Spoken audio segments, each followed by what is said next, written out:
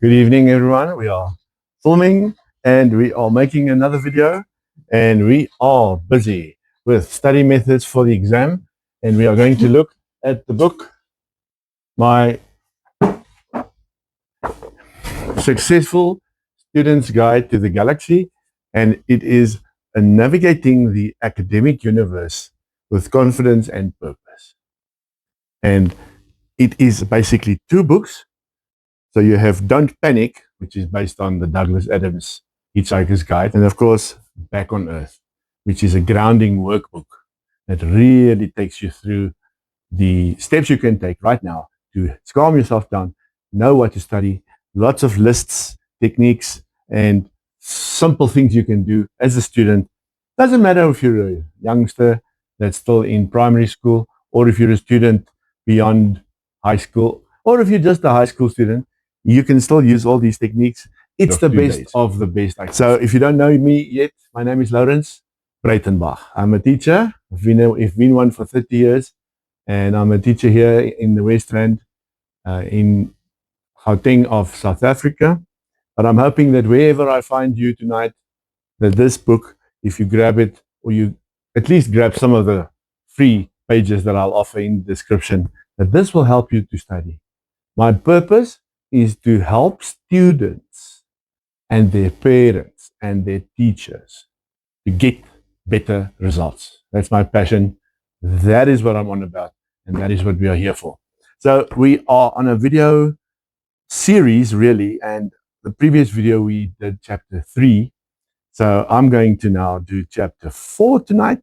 It's a short chapter, but go grab some coffee. I'm going to do the same, and we'll talk about your environment is working against you and how to fix that gently. This is a very important chapter. I think many students are challenged out there by their circumstances. So let's get into it. Before the end of the video, you're going to know how to set up your scene, how to maneuver the things in the room, how to get the siblings now to do the dishes.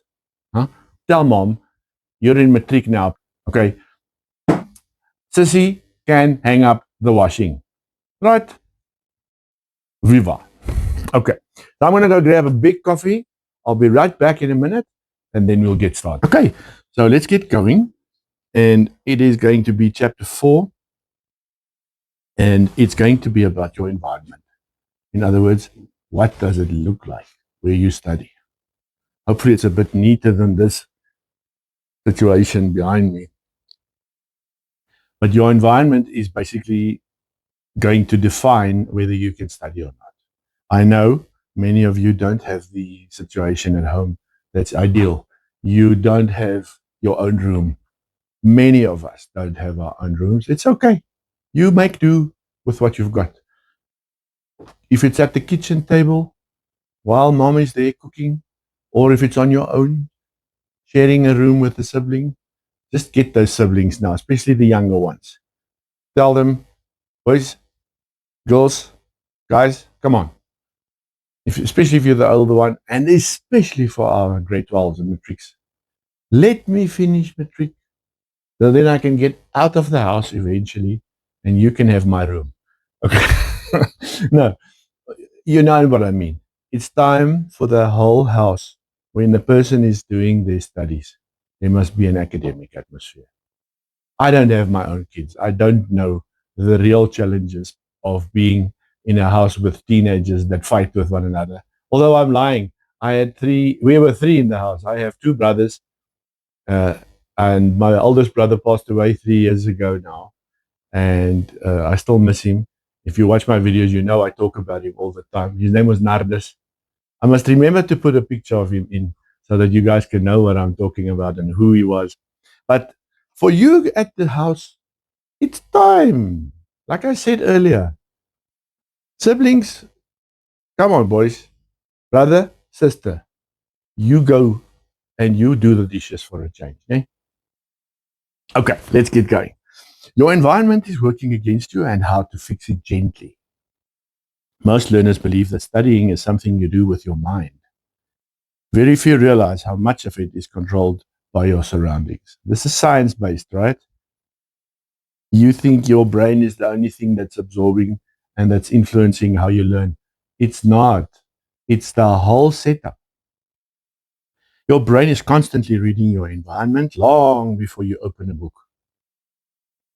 It notices light, sound, clutter, movement, digital noise.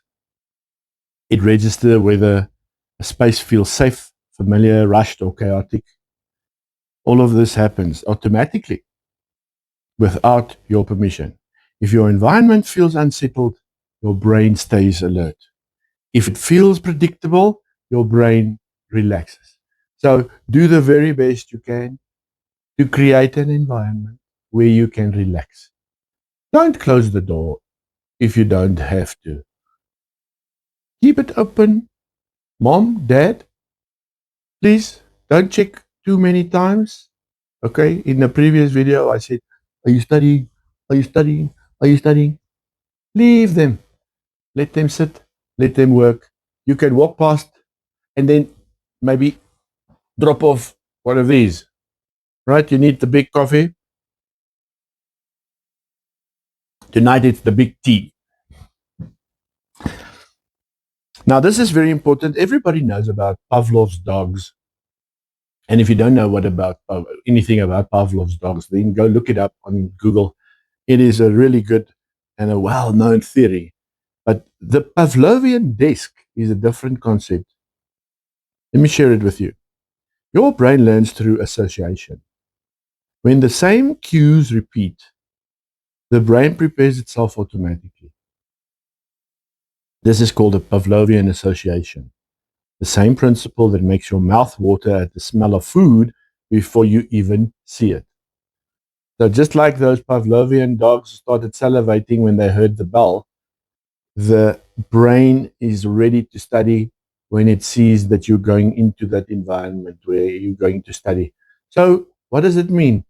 Don't study tonight on the bed, and then now tomorrow you are in another bedroom, and then you're now on the lounge couch in the lounge. Have your study desk. Have it, even if it's a small space, have it there where you can own your space. Very important. And it's a bit of a ritual. It says, this is why rituals matter more than motivation. Sitting in the same place at roughly the same time with the same tools teaches your brain what is expected next. I once worked with a learner who told me, I only study in my room because it's where I feel comfortable. What he meant was that his room felt emotionally familiar. What his brain experienced, however, was a place associated with sleep, entertainment, social media, and escape. Learning had no clear signal to begin. The goal is not to build a perfect study space. The goal is to build a predictable one. So it sounds like I'm contradicting myself, but let me be clear. That place where your PlayStation is or your computer where you play with your friends and you've got your earphones on in the battle station, that cannot be the same situation where you study. Unless you can completely transform it, turn the screen away, remove it from the table, and get everything off, and then you sit and you study so that you have a clear boundary between the PlayStation area or the Xbox or your computer and your study area. Let's not confuse the poor brain. It's having a difficult time as it is. Let's talk about lighting. Your lighting is more powerful than you think. You need a cool white light. Enhances your concentration during problem solving. Warm amber light protects sleep if used 2 hours before bed. So in other words, if you have a bright white light that is shining down on the paper and the books, but it mustn't be too bright, it must be a cool white, then you're all settled. Natural daylight near a window can improve alertness by up to 15%. That's massive. Just by studying by a window or having natural light come in. 15%. Imagine if your marks went up 15%. So, the silent drain of digital noise. That's now the next thing. Once you've got the lighting and the physical space sorted, Now you need to sort out the whole situation with noise. Now I know some people can study with earphones. If you are a person that can study with music in your ears, and I know even I remember back at uni, I had friends who put heavy metal as loud as they could into their earphones to block out everything. And they put that very, very loud and they studied and they got really good marks. But I don't know if that is the best thing for everybody. I cannot study with noise. I can't even watch my TV if I'm busy typing on the computer here. I cannot concentrate. It's just too difficult. And with age, it doesn't get better. But let's listen to what it says here. The silent drain of digital noise. Digital environments matter just as much as physical ones. A phone on your desk is not neutral. Even when it is silent, it pulls at your attention. Your brain associates resources to resisting distraction, leaving fewer resources for learning. Research suggests it can take up to 20 minutes of focused work to fully recover your concentration after a single notification check. Did you hear that? I'm going to read that again. Research suggests it can take up to 20 minutes of focused work to fully recover your concentration after a single notification check. So please turn the notifications off, put the phone on silent, put it out of reach, preferably in a different room. Give it to your mom. Do some dopamine loading. We discussed it in a previous video. If you don't remember, it's when you now allow yourself to build up the dopamine that would have been squirting into your brain the whole time by tick-a-tock, scrolling, doom scrolling. Now, if you study 4 sessions, for example, and you take 10-minute breaks in between those sessions, or you do the Pomodoro technique where you have 25-5, 25-5, or 25-10. It's up to you, right? You know your pace. Do a few hours of that. Then you take a decent break, have some dinner, etc. And if you give your phone to the person in the other room, whether it's your mom or a brother or a sister, someone that you can trust, or just put it in the drawer. Switch it off. Okay, out of reach. So this is the main message of chapter 4. It says here, your brain reads your environment before you open a single book. The goal is not a perfect space, it's a predictable one. To have the same space every time. A phone on your desk costs you 20 minutes. There it is. 20 minutes of recovery time per interruption. Up to 20 minutes lost because you now had to check your WhatsApp. And then the cool white light enhances concentration. Warm amber light protects sleep.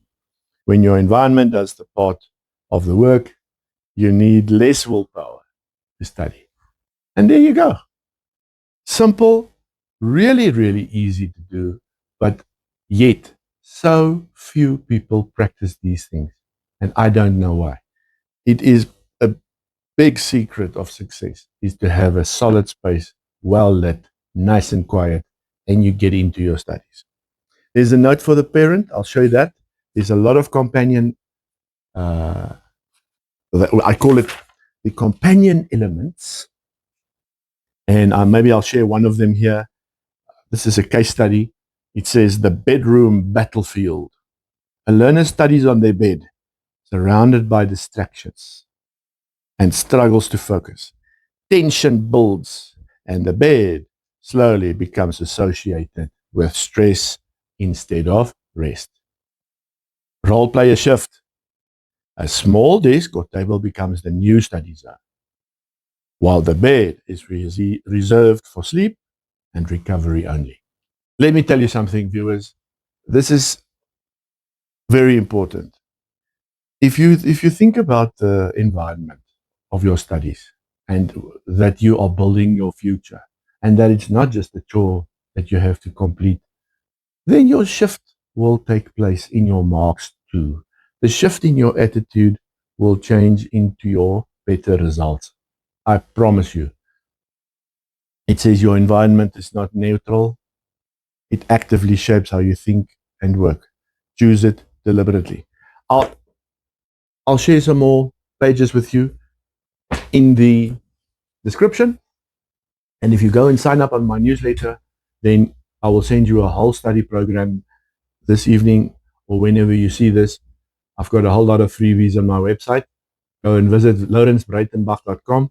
You will find that it's growing in resources all the time. Click around.